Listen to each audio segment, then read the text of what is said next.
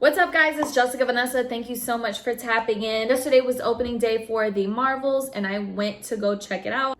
Let's talk about it. First off, for the opening day, I thought there would be more people there. Wasn't really packed like I thought it was gonna be. In the movie, the three lead superheroes are women. Yes, shout out to the women. We have Miss Marvel, we have Captain Marvel, and of course we have Monica. All of them are beautiful, amazing, really, really good actors. I remember seeing Captain Marvel. I remember seeing WandaVision. I have not seen Miss Marvel, but I will say this. In my personal opinion, Kamala carried the film. She did amazing. Her comedic timing was on point. She didn't overdo it. She didn't underdo it. It was like the right touch of comedy. It was the right touch, like everything. She just did amazing. She carried the film in my opinion. I think she did so good. The film overall,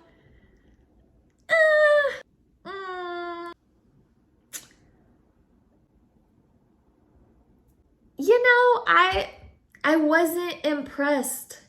It wasn't what I thought it was going to be. Again, it wasn't the actors. I think the actors did amazing. I think it was the overall storyline, the overall writing of the film. It didn't captivate me. Before I even get started, let me just say there are gonna be some spoilers. So if you haven't seen it yet, you can go ahead, exit this video, come back after you watch it. Let me know your thoughts. Go ahead and leave a comment.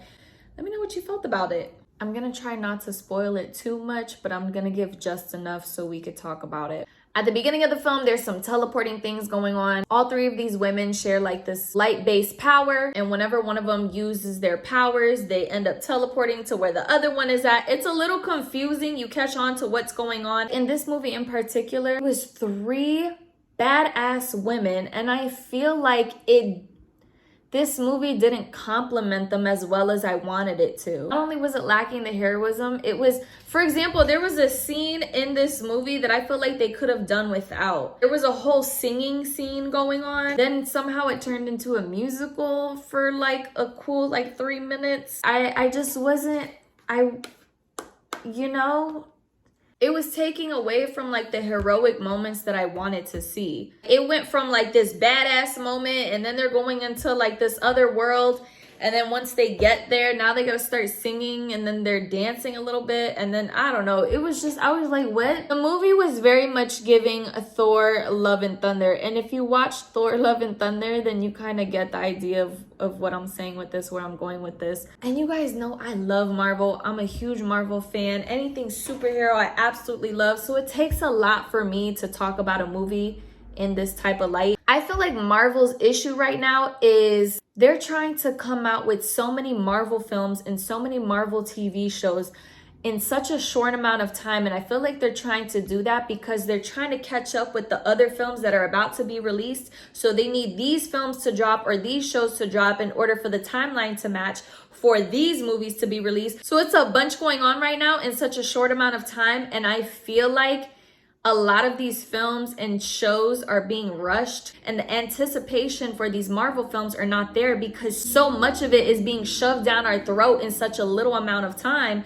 that when these movies get released, like the Marvels, there's no hype for it. There's no anticipation because there's so much coming out in such a short amount of time. Also, I feel like the Marvels didn't get the press like a lot of the other Marvel films did. Yes, there was promotion, and I think it has something to do with the actor strike for sure, which if that was the case, they definitely should have paused releasing this film until the actor strike was released so that way there could be more better promotion, things like that.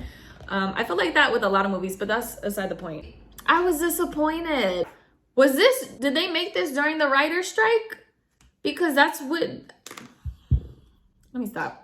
Even the villain, Darben, I feel like they definitely could have had the villain do way more. The villain was too watered down for me. I wasn't feeling it. The movie didn't have that much anticipation for key moments to build up. I just feel like Marvel is doing too much in such a little amount of time and it's starting to show. Now, this is the only thing that I can say saved this film was the post-credit scene. Now, if you know me, you know, I love me some X-Men. I am obsessed with the X-Men trilogy. I absolutely love X-Men. Wolverine is my favorite superhero.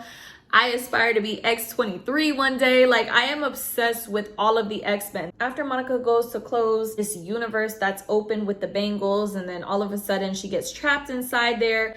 And while she's trapped inside this universe, the movie ends, and then it shows the post-credit scene. She wakes up in a sterile laboratory that happens to be the X Mansion. And we see the Beast there. Do you know how excited I was to see the Beast? I've been wanting and craving and needing the X-Men to join the MCU, and I feel like this is opening up that door. So this movie, that moment is going to play into Deadpool. When Deadpool comes out next year and we're going to see Wolverine and Deadpool together, this is where a lot of the X-Men are going to be introduced into the Deadpool. I'm so excited. So excited.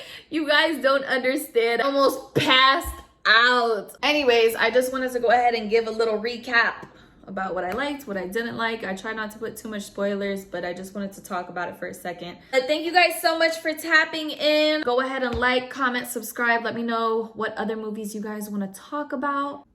Love y'all.